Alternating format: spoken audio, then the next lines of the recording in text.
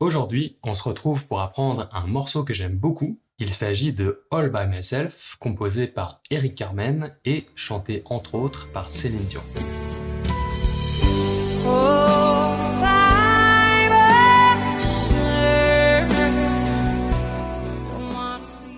Tu peux dès maintenant télécharger gratuitement la partition avec les accords de ce morceau et aussi mon dictionnaire des accords pour retrouver plus rapidement n'importe quel accord. Tout ça est entièrement gratuit. Il te suffit de cliquer sur l'un des premiers liens dans la description.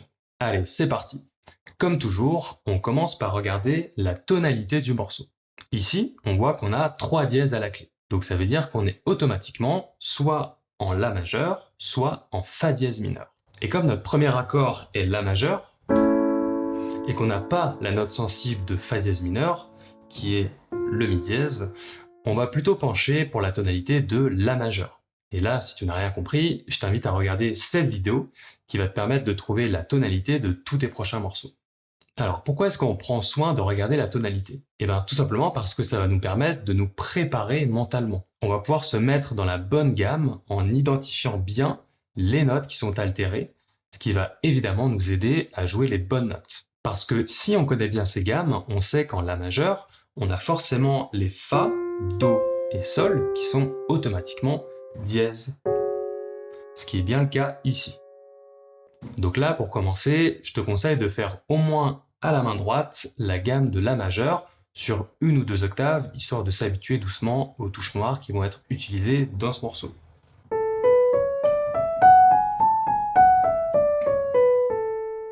Bon, tu vas voir que c'est un morceau qui a une harmonie déjà relativement riche, où il y a quand même une dizaine d'accords différents au total. Donc si tu as déjà l'habitude des accords, ça ne devrait pas trop te poser de problème. Et si tu es débutant, ne t'inquiète pas, je vais te guider entièrement pour que tu y arrives aussi. Alors, commençons par voir les différents accords qui composent le couplet. On commence logiquement avec l'accord de La majeur, qu'on va tout bêtement jouer en position fondamentale avec La, Do dièse et Mi. Ensuite, on a un accord de Ré mineur, mais qui est renversé sur le La, comme tu peux le voir. On voit que l'accord est renversé à cause de la barre oblique qui est à droite du Ré mineur. C'est comme ça qu'on reconnaît un accord renversé. Ici, je l'ai noté renversé pour faciliter le mouvement par rapport à l'accord précédent qui était La majeur. Donc une fois renversé, ça donne ça. La, Ré, Fa, au lieu d'avoir Ré, Fa, La. Tu vois, on a une note en commun dans ces deux accords qui est le La. Et donc, jouer notre accord de Ré mineur de cette manière, ça va nous permettre de ne quasiment pas bouger la main par rapport à notre accord de La majeur juste avant. Et ce sera d'ailleurs le même principe pour tous les accords renversés suivants. Les renversements sont très utiles dans les chansons pour qu'on puisse enchaîner nos accords en bougeant le moins possible, ce qui va évidemment faciliter les déplacements d'un accord à un autre. Bon, ensuite, on revient sur l'accord de La majeur qu'on a déjà vu. Et puis là, on a un accord qui paraît un peu complexe, mais finalement, on va voir que pas tant que ça. C'est un accord de Do dièse mineur 7 bémol 5, qu'on appelle aussi accord demi-diminué. Alors les accords demi-diminués, c'est pas très compliqué, c'est juste des accords mineur 7, donc des accords qui sont mineurs avec aussi une septième mineure, et à qui on a diminué la quinte. Donc ici, on voit que normalement, la quinte d'un accord de Do dièse mineur 7, c'est Sol dièse. Mais puisqu'il a marqué bémol 5, on n'a plus qu'à abaisser cette note-là d'un demi-ton pour se retrouver sur le Sol. Mon accord de Do dièse demi-diminué est donc composé des notes Do dièse, Mi, Sol et Si. Voilà, donc si on connaît déjà les accords mineur 7, finalement, c'est pas très compliqué. La dernière chose qu'on a à faire maintenant, c'est de le renverser sur le Sol, comme c'est indiqué. Donc comme pour le Ré mineur juste avant, on va renverser l'ordre des notes de manière à avoir le Sol tout en bas. Ce qui nous donne la position Sol, Si, Do dièse, Mi. Et d'ailleurs, je suis en train de préparer une super vidéo pour bien comprendre comment jouer tous les accords de septième qu'on voit le plus souvent. Alors pour ne pas la rater, je t'invite à t'abonner à la chaîne et à activer la petite cloche pour être notifié quand elle sortira ces prochains jours. Allez, on continue d'ailleurs avec un autre accord de septième qui est Fa dièse 7. Celui-là est peut-être un petit peu plus simple, il s'agit d'un accord majeur, Fa dièse majeur, avec une septième mineure. Donc on va commencer par jouer Fa dièse majeur, et ensuite on rajoute notre septième mineur qui sera tout simplement Mi. Ok, là on a déjà vu la première ligne. Alors je te propose déjà de rejouer tranquillement tous ces accords pour s'entraîner, et pourquoi pas accompagner de la mélodie aussi, afin de voir ce que ça donne vraiment. Chez toi, pour t'aider à déchiffrer la mélodie, tu peux te servir du Do qui se note dans le troisième interligne, et que je te note en rouge pour que tu puisses le repérer plus facilement. Et avec cette note repère, tu devrais pouvoir retrouver toutes les autres notes assez facilement, puisqu'elles sont plutôt proches du Do.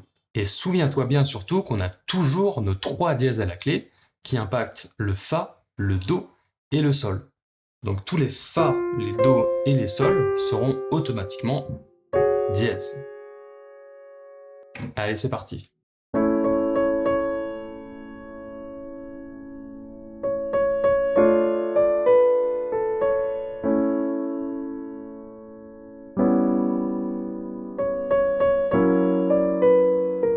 Si tu rêves de pouvoir déchiffrer des partitions aussi facilement, j'ai construit une méthode entièrement guidée pour apprendre à lire la musique en seulement 3 à 6 mois.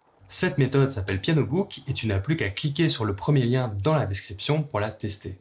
Allez, on continue avec la deuxième ligne où on commence par un accord de Si mineur. Bon là, il n'y a rien à dire de spécial, c'est juste un accord de Si mineur classique. Et puis, un accord de Si diminué, cette fois-ci. Donc comme je l'ai expliqué avant, quand un accord est diminué, ça veut dire que c'est la quinte qui est diminuée. Et plus précisément, c'est un accord mineur dont on a diminué la quinte. Et ça tombe bien, juste avant, on avait déjà un accord de Si mineur. Donc c'est très simple, on a juste à diminuer la quinte et à jouer Si, Ré, Fa. Ensuite, on retrouve 2 accords qu'on a déjà vus, La majeur et Ré mineur renversé. Et donc, on va pouvoir regarder le dernier accord de cette ligne, qui est Mi majeur renversé sur Sol dièse. Donc là aussi, rien de compliqué, si ce n'est que l'accord est renversé sur la tierce Sol dièse. Allez, je vais jouer maintenant la deuxième ligne pour voir ce que ça donne.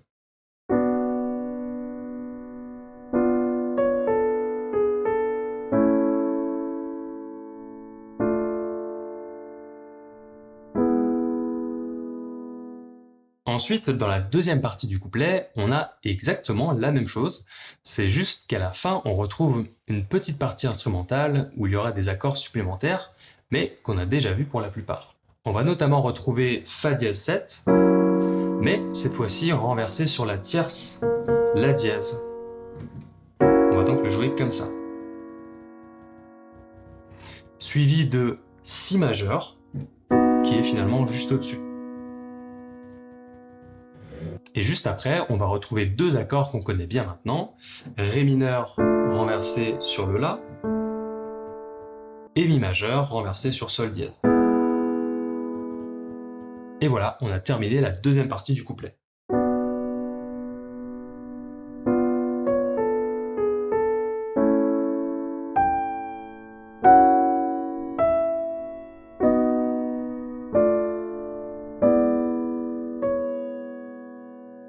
Je te jouerai le morceau en entier à la fin de la vidéo, mais pour l'instant, je te propose qu'on continue d'avancer en apprenant le refrain. Tu vas voir, c'est pas très compliqué, il y a beaucoup d'accords qu'on a déjà vus. Notamment le La majeur, qui est le premier accord. Ensuite, on a un nouvel accord qui est Do dièse mineur, qu'on va renverser sur le Sol dièse. Donc là, c'est rien de très compliqué, c'est juste un accord de Do dièse mineur qui est renversé sur la quinte Sol dièse. Ensuite, un autre accord pas très compliqué avec Mi mineur renversé sur Sol, donc juste en dessous. Et à partir de là, on a fait le plus dur parce qu'on va avoir que des accords qu'on a déjà vus. Fa dièse 7, Si mineur, Si diminué, et Mi majeur renversé sur Sol dièse.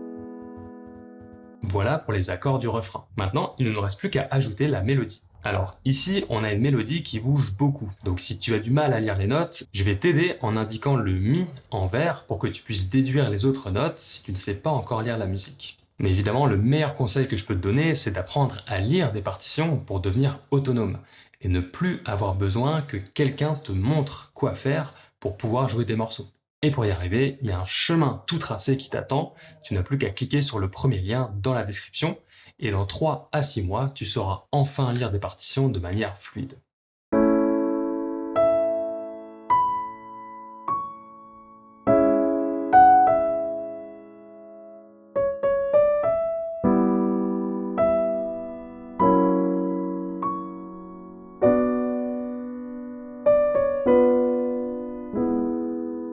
Et voilà, on vient de terminer le refrain. Maintenant, ce que je te propose, c'est de tout rejouer depuis le début.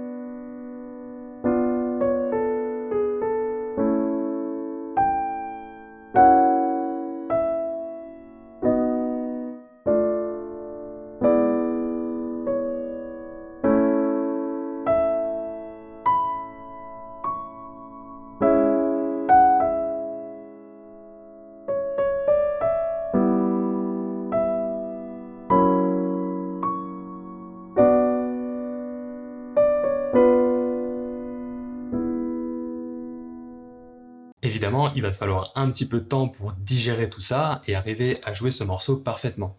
Mais n'hésite pas à regarder la vidéo plusieurs fois et surtout n'oublie pas de pratiquer un petit peu tous les jours, c'est comme ça que tu apprendras le plus rapidement. Et n'oublie pas que tous mes cours pour apprendre à jouer des partitions, jouer des chansons et comprendre toutes les notions liées à la musique, comme les gammes, les accords et tout ce qui va avec, sont disponibles sur pianobook.fr. Et pour y accéder, c'est très simple, tu n'as plus qu'à cliquer sur les liens correspondants dans la description. Allez, je te souhaite un très bon apprentissage et je te dis à très vite pour un prochain tuto.